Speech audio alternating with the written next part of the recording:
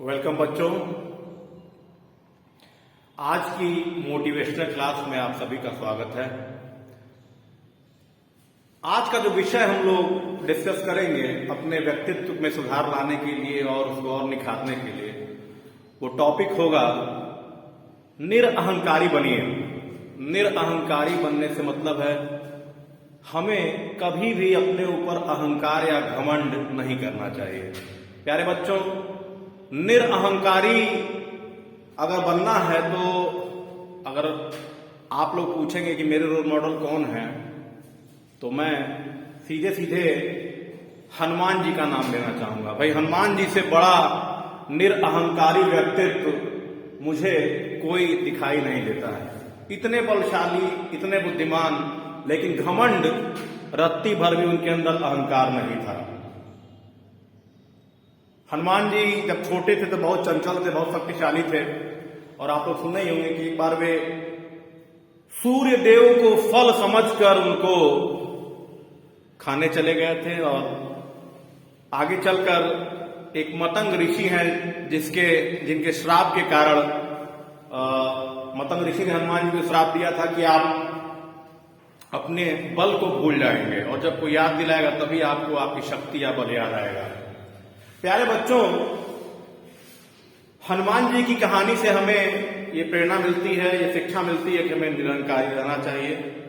जब सीता माता का पता लगाना था और सभी जो दल थे अलग अलग दिशाओं में गए, हनुमान जी का दल दक्षिण दिशा में गया और वे समुद्र के किनारे पहुंचे, तो अब समस्या ये थी कि कौन समुद्र पार करके जाएगा लंका में और सीता माता का पता लगाएगा। सभी एक दूसरे का मुंह देखने लगे, जामवंत, अंगद, यहां तक कि हनुमान जी भी समुद्र के किनारे बैठे हुए थे। तब जामवंत ने हनुमान जी को याद दिलाया कि आप बलशाली हैं और आप ये कार्य कर सकते हैं और आपके अंदर ऐसी शक्ति है कि आप समुद्र को लांघ करके जा सकते हैं और सीता जी का पता लगा सकते हैं। बल याद दिलाए जाने पर हनुमान जी जामवंत की बातों से उन्हें अपना बल याद आया और कहा जाता है कि जब उन्होंने अपने शरीर को विशालकाय किया और लंका की तरफ छलांग मारी समुद्र तट से, तो जिस पहाड़ पर चढ़कर वे छलांग लगाए उड़ने के लिए, वो पहाड़ पाताल में चला गया। इतने शक्तिशाली थे। रास्ते में हनुमान जी जब उड़कर जा रहे तो सुरसा मिली। सुरसा ने कहा कि मैं तुम्हें खाऊंगी।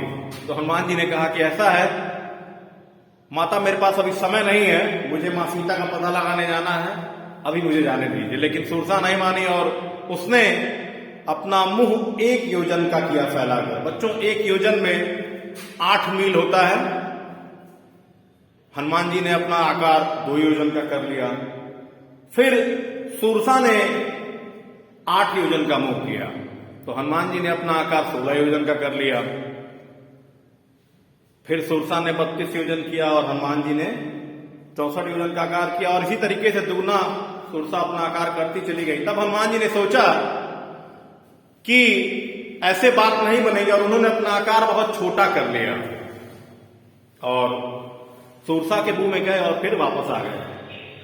हनुमान जी की इस बुद्धिमत्ता से यह शिक्षा मिलती है कि जब हमें ताकत दिखाना हो तो हमें बड़ा हो जाना चाहिए और जब हमें बुद्धि दिखानी हो तो छोटा हो जाना चाहिए।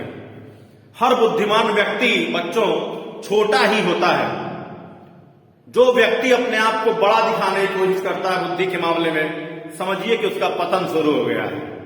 इसलिए हमेशा जब भी बल दिखाने की बात आए तो अपने आप को बड़ा दिखाइए, ताकतवर बनिए, और जहां बुद्धि दिखाने की बात हो वहां विनम्रता से झुक जाना चाहिए, छोटा हो जाना चाहिए।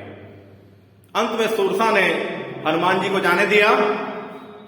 इसके बाद हनुमान जी जब लंका पहुंचे तो लंकनी नामक राक्षसी जो थी वो लंका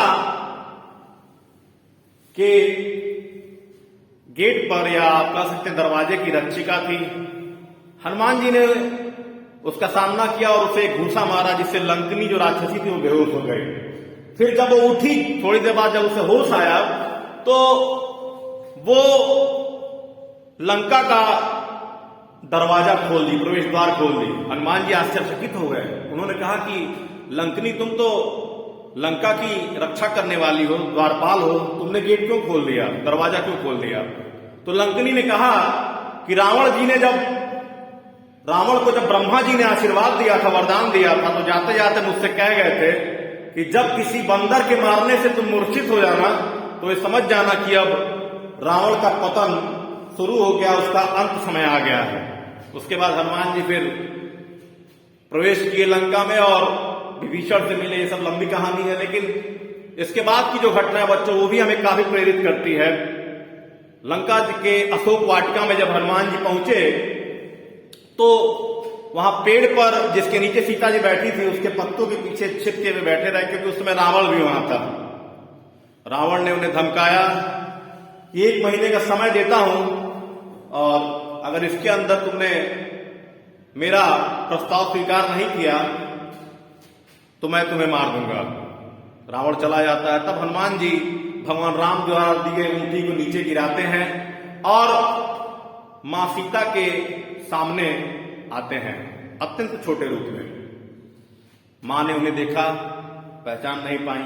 तब उन्होंने बताया कि हे मां, मैं प्रभु श्री राम का दूत हूं और आपके पता लगाने के लिए मैं लंका आया हूं। मां ने कहा कि तुम तो अति छोटे हो। कहा मां, हनुमान जी ने कहा सीता जी से, मां, भगवान राम के पास हमारे जैसे ही बंदरों की सेना है, वो जल्द ही यहां आएंगे और आपको यहां से रावण के चंगुल से छुड़ा के ले जाएंगे। मां ने कहा कि तुम्हारे जैसे?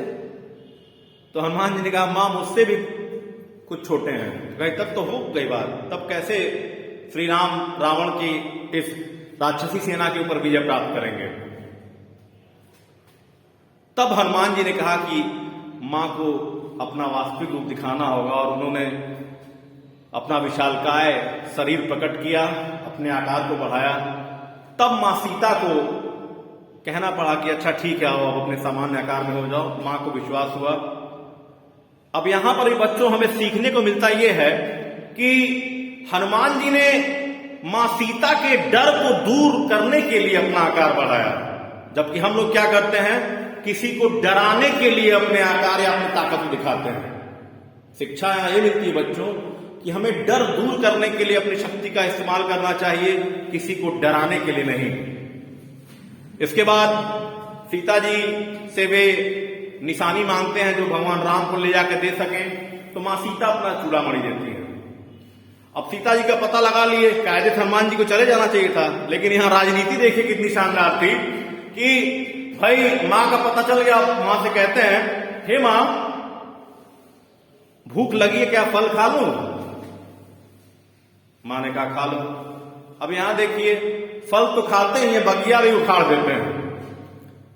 अब इसके बाद मेघनाद आता है और इस घटना से मेघनाद ब्रह्मास्त्र चलाता है हनुमान जी के ऊपर। हनुमान जी ब्रह्मास्त्र का सम्मान करने के लिए बंध जाते हैं। हनुमान जी को बांध कर रावण के सामने लाया जाता है। रावण और हनुमान का यहां बहुत अच्छा संवाद है, जिससे हमें काफी कुछ सीखने को मिलता है। रावण ने हनुमान जी से पूछा कि अशोक वाटिका तुमने क्यों उजाड़ी? तो उन्होंने कहा, हनुमान जी ने, भाई मुझे भूख लगी थी, फल खाया और बंदर स्वभाव था, इसलिए उजाड़ दी बगिया। फिर रावण ने कहा कि तुम अपने आप को श्री राम का दूत कहते हो और मैं तुम्हें मृत्यु दंड दूंगा।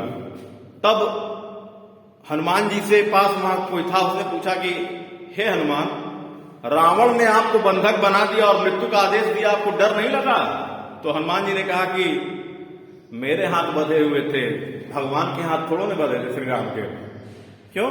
क्योंकि जैसे ही रावण ने मृत्यु का आदेश दिया, तुरंत विभीषण वहां उठ खड़ा हुआ। अब देखिए यहां पर भगवान कैसे मदद करते हैं। स्वयं हनुमान के पास नहीं थे, लेकिन विभीषण के रूप में मदद भेजी। विभीषण ने कहा कि दूत को नहीं मारना चाहिए। तब रावण कहा ठीक है, इसकी पूंछ में आग लगा दो।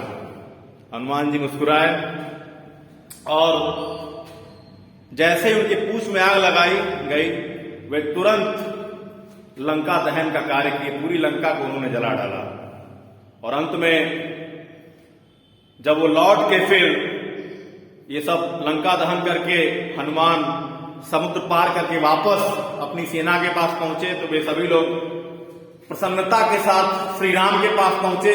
जामवंत ने कहा कि हे प्रभु श्री राम, हनुमान जी ने मां सीता का पता लगा लिया है, सारा काम इन्होंने ही किया है। तब श्री राम ने कहा हनुमान से, हनुमान, जामवंत ने कहा कि तुम सीता का पता लगा लिए हो? तो हनुमान ने कहा सर मैंने कहा किया, प्रभु मैंने कहा किया।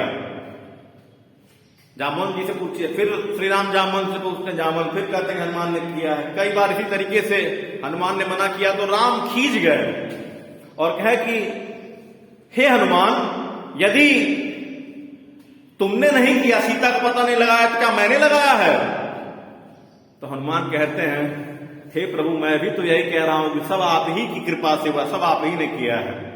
तो इस तरीके से बच्चों, हनुमान जी के व्यक्तित्व से हमें शिक्षा मिलती है कि हमें कभी भी घमंड नहीं करना चाहिए और अपने बल का कभी भी अपने मुख से व्याख्या नहीं करना चाहिए, बड़ाई नहीं करनी चाहिए। हमेशा विनम्र भाव से रहिए और लोगों की मदद करने के लिए, अपनी रक्षा करने के लिए बल का प्रयोग करिए और सदैव विनम्र रहिए और कभी भी अपने ऊपर अहंकार मत करिए। तो इस तरीके से बच्चों, आज की ये जो क्लास है मोटिवेशनल, इसमें हमें घमंड ना करने की, हम सभी हनुमान जी के इस कथा से, कहानी से हमें प्रेरणा मिली।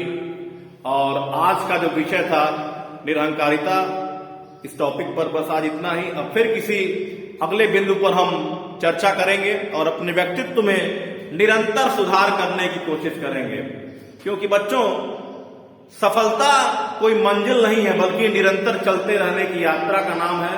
और हम इसी तरीके से अपनी पर्सनालिटी, अपने व्यक्तित्व को शक्तिशाली बनाएंगे ताकि हम जीवन में सफलता प्राप्त कर सकें। Thank you class.